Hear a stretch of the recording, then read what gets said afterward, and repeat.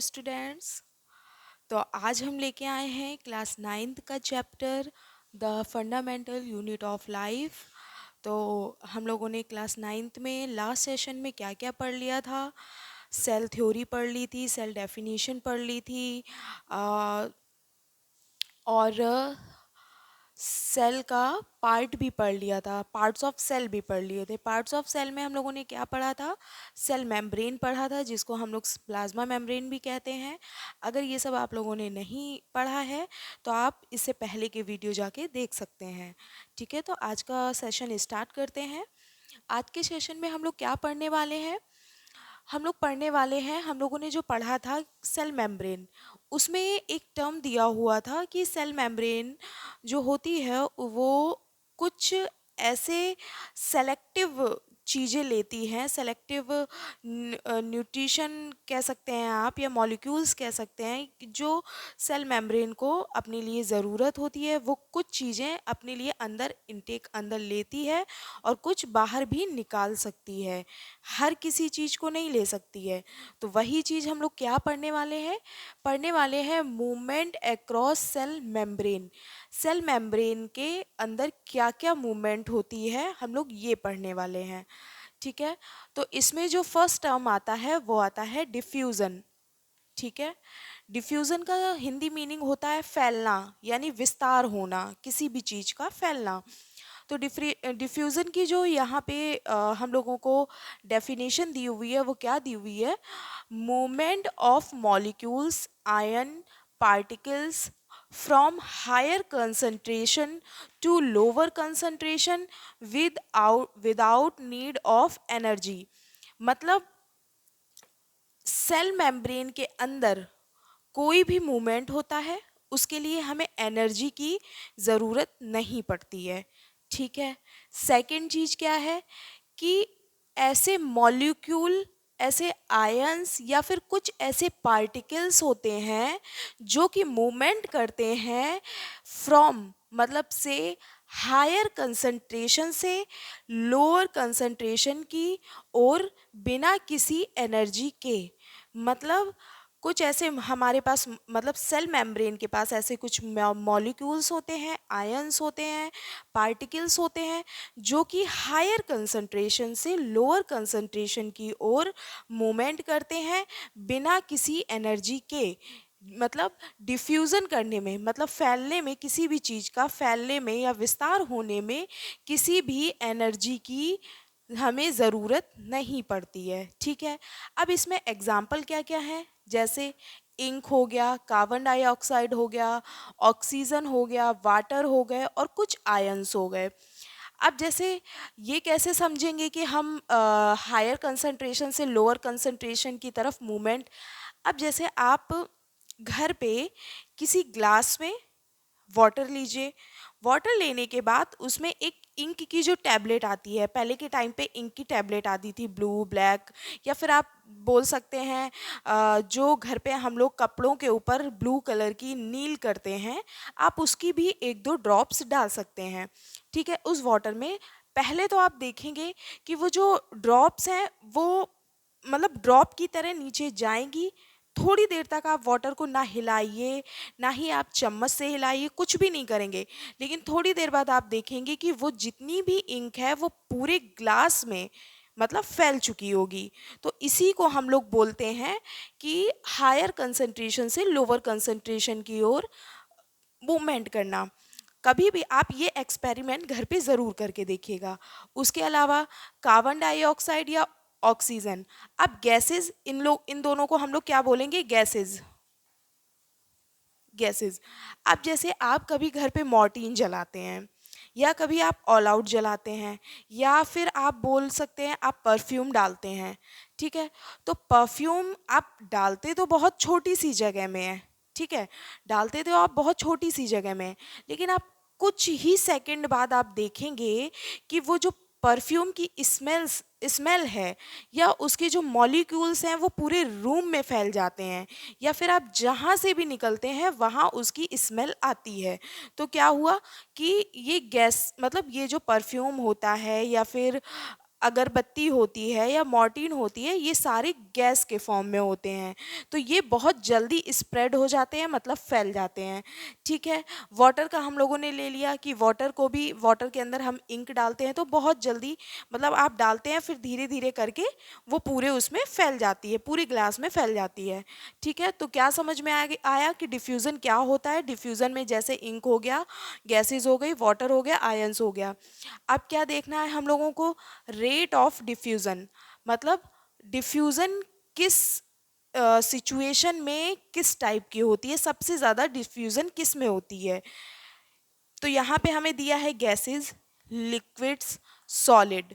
सबसे ज़्यादा जो डिफ्यूज़न शो करता है वो है हमारा गैसेस। ठीक है, गैस फॉर्म में, जैसे कि मैंने अभी आपको एग्जांपल दिया था कि आप मॉर्टिन जलाएंगे या फिर अगरबत्ती जलाएंगे, आप ऑल आउट जलाते हैं, कोई भी चीज़ होती है, तो उसके मॉलिक्यूल्स सेकंड्स में बहुत जल्दी पूरे कमरे में या जहाँ भी आप हैं बहुत जल्दी डिफ्यूज़न कर जाते हैं। ठीक है, सेकंड हो गया लिक्विड। अब लिक्विड का हमने क्या बताया था कि वाटर में हम जैसे इंक डालते हैं या कोई कलर डालते हैं तो धीरे धीरे करके बिना हिलाए आप देखेंगे कि 5 मिनट बाद वो पूरा जो पानी है वो कलरफुल हो जाता है, आप जिस कलर का इंक डालेंगे।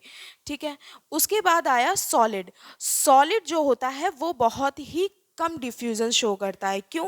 क्योंकि सॉलिड के जो पार्टिकल्स होते हैं वो बहुत ही टफ होते हैं, तो इनको डिफ्यूज़न होने में काफ़ी टाइम लगता है। ठीक है, तो आपने क्या पढ़ लिया, rate of diffusion. Rate of diffusion में क्या है, सबसे ज़्यादा जो डिफ्यूज़न शो करती है वो गैस है, फिर सेकेंड नंबर पे लिक्विड है, फिर थर्ड नंबर पे सॉलिड्स हैं। ठीक है, अब उसके बाद हम लोगों को क्या देखना है, due to cellular activities CO2 production takes place. अब भाई ये क्या है, जब भी हमारी बॉडी में कोई भी एक्टिविटी होती है, जैसे हम लोग डाइजेशन करते हैं, रेस्पायरेशन करते हैं, एक्सक्रीशन करते हैं, कुछ भी हम करते हैं, वो सब कुछ हमारा सेल्स के ही थ्रू हो रहा है। क्यों? अब आप बोलेंगे सेल्स के थ्रू क्यों हो रहा है, क्यों हो रहा है? जैसा कि मैंने शुरू में भी आपको बताया था कि हम ह्यूमन बीइंग्स हो या फिर प्लांट्स हो या जितने भी लिविंग ऑर्गेनिज्म हैं, वो उनकी जितनी भी एक्टिविटीज़ होती हैं वो सेल्स के थ्रू होती हैं। क्यों? क्योंकि हमारे जो पार्ट बॉडी, मतलब बॉडी को जितने भी पार्ट्स बने हुए हैं वो सभी सेल से मिल के बनते हैं। भाई सेल्स हुआ, सेल्स से मिल के बना टिश्यू, टिश्यू से मिल के बना ऑर्गन, ऑर्गन से बना ऑर्गन सिस्टम। तो जितनी भी एक्टिविटीज़ होती हैं वो सब हो तो सेल्स में ही रही है ना। तो जब ये सेलुलर एक्टिविटीज़ होती है तो जो हमारी सेल्स के अंदर जो होता है वो CO2 का प्रोडक्शन होता है, मतलब कार्बन डाइऑक्साइड का प्रोडक्शन होता है। कोई भी एक्टिविटी होती है तो हमारी बॉडी में कार्बन डाइऑक्साइड अपने आप बनने लगती है। ठीक है, तो ये मतलब जितनी भी सेलुलर एक्टिविटीज़ होती हैं वो CO2 का प्लेस ले लेती हैं। ठीक है, उसके बाद concentration of CO2 inside cell, मतलब जो कॉन्सेंट्रेशन होता है सेल के अंदर भी होता है। ठीक है, जो CO2 का कॉन्सेंट्रेशन होता है वो सेल के अंदर भी होता है, and concentration of CO2 in external environment. ठीक है, भाई कॉन्सेंट्रेशन जो CO2 का होता है वो एक्सटर्नल इन्वायरमेंट में भी होता है। अब वो कैसे होता है, भाई जैसे सेल ने कुछ भी किया, हम लोगों ने जैसे खाना खाया, जो हम लोग खाना खा रहे हैं वो भी एक एक्टिविटी हो रही है, तो हमारे सेल के अंदर कार्बन डाइऑक्साइड बनी। तो वही कहने का मतलब है कि CO2 सेल के अंदर बनती है, फिर उसके बाद जब एक्सेस में ज़्यादा हो जाती है CO2 तो उसको एक्सटर्नल इन्वायरमेंट में CO2 निकाल दी जाती है। ठीक है, तो वही ये स्टेप दिया हुआ है। उसके आगे है CO2 leaves the cell through diffusion. जो ये बोला जा रहा है कि एक्सटर्नल इन्वायरमेंट में concentration of CO2 in external environment, भाई एक्सटर्नल इन्वायरमेंट में जाएगी कैसे, वो ऐसे जाएगी कि CO2 लीव्स, मतलब CO2 छोड़ दी जाती है द सेल थ्रो, सेल के द्वारा डिफ्यूज़न से। डिफ्यूज़न एक ऐसी मतलब प्रोसेस है जिससे सेल लीव कर देती है CO2 को सेल के बाहर, जब CO2 एक्सिस में अंदर हो जाती है हमारे सेल्स के। ठीक है, तो हम लोगों को क्या समझ में आया? ये जो हम लोग टॉपिक पढ़ रहे हैं ये सेल मेम्ब्रेन के अंदर टॉपिक है। उसमें क्या दिया हुआ है कि जैसे हम लोगों ने उसमें पढ़ा था कि सेल मेम्ब्रेन कुछ चीज़ें अपने अंदर ले लेती है और कुछ चीज़ें बाहर निकाल देती हैं। तो उसी में ये था कि मूवमेंट अक्रॉस सेल मेम्ब्रेन, उसमें था डिफ्यूज़न। डिफ्यूज़न हमने पढ़ा कि हायर कॉन्सेंट्रेट से लोअर कॉन्सेंट्रेट की ओर जाती है विदाउट एनर्जी से। ठीक है, फिर रेट हम लोगों ने पढ़ा। रेट में क्या होता है? गैसेस सबसे ज़्यादा होता है, फिर लिक्विड में होता है, फिर सॉलिड में होता है। फिर उसके बाद क्या? सेलुलर एक्टिविटीज़ में CO2 का प्रोडक्शन होता है। उसके बाद CO2 अंदर सेल के अंदर भी होती है और सेल के बाहर भी होती है। अब सेल के बाहर कैसे जाती है? मतलब डिफ्यूज़न के थ्रू सेल CO2 को बाहर निकाल देती है। ठीक है, तो ये हमारा डिफ्यूज़न कंप्लीट हुआ। अब आगे हमें क्या पढ़ना है? इसी में दूसरा पॉइंट आता है ऑस्मोसिस। ठीक है, पहले क्या था? डिफ्यूज़न, दूसरा है ऑस्मोसिस। अब ऑस्मोसिस में क्या होता है? ऑस्मोसिस में तीन चीज़ें होती हैं। सॉल्यूशन। अब सॉल्यूशन में क्या होता है? सॉल्यूशन होता है जब हम किसी चीज़ में दो या दो से तीन या चार चीज़ों को मिला के बनाते हैं, उसको बोलते हैं सॉल्यूशन। ठीक है, अब सॉल्यूशन के क्या अंदर आता है? सॉल्यूट आता है और एक सॉल्वेंट आता है। सॉल्यूट क्या होता है? सॉल्यूट होता है हमारा जैसे वाटर हो गया या मिल्क हो गया या कोई भी चीज़, जितनी भी मतलब जिसके अंदर कोई चीज़ मिलाई जाती है वो होता है हमारा सॉल्यूट। और जो चीज़ मिलाई जाती है, जो चीज़ मिलाई जाती है उसे हम बोलते हैं सॉल्वेंट। अब जैसे सॉल्यूशन अगर हमें देखना है, जैसे आपने एक गिलास में पानी लिया, एक गिलास में आपने पानी लिया, पानी में ही आपने नमक डाल दिया। ठीक है, नमक हो गया हमारा सॉल्वेंट, वाटर हो गया हमारा सॉल्यूट। इन दोनों को जब हम लोग मिला देंगे, मिक्स कर देंगे, तो हमारा क्या बन जाएगा? सॉल्यूशन बन जाएगा। ठीक है, अब सॉल्यूशन में आगे पढ़ेंगे, पहले हम इसकी प्रॉपर्टीज देख लेते हैं ऑस्मोसिस की कि क्या होता है। सेम है जैसे हम लोगों ने डिफ्यूज़न पढ़ा है वैसे ही ऑस्मोसिस है, बस कुछ चीज़ें इसमें चेंज हो गई हैं। जैसे movement of water from higher concentration to lower concentration, same वही चीज़ है भाई, हायर कंसंट्रेशन से लोअर कंसंट्रेशन की तरफ जाते हैं। ये ऑस्मोसिस भी सेल में ही एक प्रोसेस होती है जो कि cell movement movement across cell membrane के अंदर ही आती है। ठीक है, ठीक है, दूसरा क्या है? Cell absorb water through osmosis, मतलब जो सेल होती है वो वाटर को एब्जॉर्ब करती है ऑस्मोसिस की प्रोसेस के द्वारा। ठीक है, नो एनर्जी रिक्वायर्ड, इसमें कोई एनर्जी की ज़रूरत नहीं होती है। ठीक है, process last up to equilibrium state, last में जो प्रोसेस होती है, लास्ट में जब जो स्टेट आती है उसमें जो होती है वो इक्विलिब्रियम हो जाती है, मतलब बराबर हो जाती है, मतलब समांतर हो जाती है। समांतर किस में होएगी? सॉल्यूट और सॉल्वेंट जो होते हैं वो दोनों बराबर हो जाते हैं। अब इसको समझते हैं हम एक एग्जाम्पल से। एग्जाम्पल हम लेते हैं, मान लीजिए एक गिलास में हमने पानी लिया। ठीक है, एक गिलास में तीन गिलास हमने लिए, एक ये हो गया, दूसरा ये हो गया, तीसरा ये हो गया। ग्लास का स्ट्रक्चर थोड़ा गलत बन गया है। तो हमको ये हम देख रहे थे एग्जाम्पल। एग्जाम्पल में क्या देखना है हमें? हम लोगों ने लिए तीन ग्लास। ठीक है, तीन ग्लास में इसमें हमने वाटर भरा। ठीक है, तीनों में वाटर भरा। वाटर भरने के बाद हमने सब में शुगर मिला दी। ठीक है, शुगर घोल दी, अब दिख तो नहीं रही है लेकिन इसमें आप समझिए कि इसमें शुगर मिली हुई है। ठीक है, शुगर, अब एक जो हमने ग्लास लिया है ये विदाउट शुगर है, मतलब इसमें शुगर नहीं है। इसमें हमने जो लिया है इसमें शुगर है। ठीक है, इसमें शुगर है और हाई लेवल में शुगर है। ठीक है, इसमें हमने नॉर्मल शुगर डाली।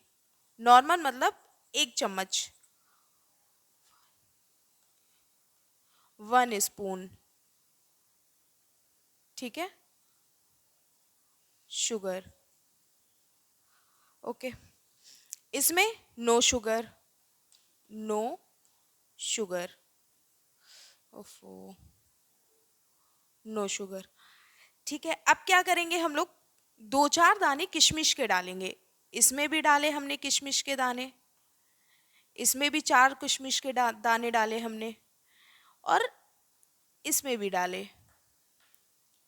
ठीक है, अब क्या होगा, जिसमें शुगर नहीं होगी, ठीक है, जिसमें शुगर नहीं होगी, वो जो किशमिश के दाने हैं वो कंसंट्रेशन की वजह से, मतलब क्या इसमें लिखा है, movement of water from higher concentration to lower concentration, concentration की वजह से ये जो किशमिश है ये फूल जाएंगी। आपने कभी किशमिश घर में भिगोई हो, चने और किशमिश भिगोते हैं तो आप देखिएगा, नॉर्मल पानी में अगर आप किशमिश डालते हैं तो वो फूल जाती हैं, ठीक है। लेकिन अगर आप शुगर, ठीक है, हाई शुगर, मान लीजिए इसमें हमने 5 चम्मच शुगर मिला ली, इस वाटर में 5 चम्मच शुगर मिला ली, ठीक है, तो इसमें आप किशमिश जो डालेंगे वो किशमिश फूलेंगी नहीं बल्कि सिकुड़ जाएंगी, ठीक है, श्रिंक्ड हो जाएंगी, जो उनका शेप होगा उससे भी वो कम हो जाएंगी, ठीक है, ये किशमिश श्रिंक्ड हो जाएंगी, ठीक है। अब यहाँ पे हमने पानी लिया, नॉर्मल पानी लिया, और उसमें हमने चीनी ज़्यादा नहीं डाली, केवल 1 चम्मच डाली, तो इसमें क्या हुआ, हमने जितना पानी लिया उसी हिसाब से चीनी ली, तो इसमें क्या होगा, जो आप किशमिश डालेंगे वो उतनी ही रहेगी, ना ही वो सिकुड़ेगी ना ही वो फूलेगी, मतलब ना ही वो श्रिंक्ड होगी ना ही वो स्वेल करेगी, वो अपनी नॉर्मल पोजीशन में ही रहेगी, ठीक है। तो इसका मतलब क्या हुआ कि जो हमारी सेल है, सेल सेम जैसे ये किशमिश में जो चीज़ें हो रही हैं वैसे ही सेम हमारी सेल के साथ ये चीज़ें होती हैं, ठीक है। आप कभी भी हाथ पैर अगर पानी में डला होता है तो आप देखेंगे कभी कभी उंगलियों के बीच में बहुत अजीब सी सिकुड़न सी आ जाती है, कभी कभी हाथ पैर फूल जाते हैं, तो वही चीज़ इसमें है। तो यहाँ पे क्या दिया हुआ है ये देखिए, हाइपरटोनिक जो सिचुएशन होती है, एक आती है हाइपरटोनिक, ये होता है सॉल्यूट, ये होता है सॉल्वेंट, ठीक है। सॉल्यूट हो गया हमारा पानी, ठीक है, पानी में हमने शुगर मिलाई और वो भी बहुत हाई लेवल पे शुगर मिलाई, उसमें हमने डाला किशमिश, किशमिश डालने के बाद वो किशमिश श्रिंक्ड हो गई, ठीक है। उसके बाद हाइपोटोनिक जो सिचुएशन होती है उसमें सॉल्यूट कम कम होता है और सॉल्वेंट ज़्यादा, मतलब इसमें चीनी ना होती ही नहीं है, ना के बराबर होती है, तो इसमें जो किशमिश होती है, जो सेल होती है हमारी, वो फूल जाती है। और लास्ट जो हमारी कंडीशन आती है आइसोटोनिक, इसमें जो सॉल्यूट और जो सॉल्वेंट होते हैं वो इक्वल हो जाते हैं, मतलब बराबर हो जाते हैं, तो ऐसी सिचुएशन हमें क्या कहते हैं, इक्विलिब्रियम कहते हैं ऐसी सिचुएशन को हम। तो इसमें क्या समझ में आया कि ऑस्मोसिस भी एक डिफ्यूज़न की ही तरह एक प्रोसेस है, इसमें भी जो पार्टिकल्स होते हैं वो हाई कंसंट्रेशन से लो कंसंट्रेशन में होते हैं, सेल जो होती है वाटर एब्जॉर्ब करती है ऑस्मोसिस के थ्रू, ये मैंने एग्जांपल दिया है एक किशमिश, क्योंकि किशमिश भी एक सेल है, ठीक है। उसके अलावा इसमें एनर्जी नहीं लगती है, और प्रोसेस जो होती है लास्ट स्टेज में समांतर हो जाती है, इक्विलिब्रियम हो जाती है। इसमें हम 3 टाइप के हमने वो पढ़े कि एक हाइपरटोनिक कंडीशन होती है, हाइपोटोनिक कंडीशन होती है और एक आइसोटोनिक कंडीशन होती है, ठीक है। इसका हमने एग्जाम्पल भी देख लिया। तो जो सेल के अंदर जो चीज़ें जाती हैं, जो हम लोगों ने सेल मेम्ब्रेन में पढ़ा था, तो उसके 2 टर्म्स थे, एक था डिफ्यूज़न, एक था ऑस्मोसिस, ठीक है। तो ये हमारा कंप्लीट होता है डिफ्यूज़न और ऑस्मोसिस। और नेक्स्ट वीडियो में हम पढ़ेंगे सेल वॉल, ठीक है, सेल वॉल पढ़ेंगे। और कोई भी डाउट्स हो आपको तो आप डिस्क्रिप्शन बॉक्स में डाल सकते हैं अपना डाउट्स, वो मैं नेक्स्ट सेशन में आपके डाउट्स क्लियर कर दूंगी। Thank you friends.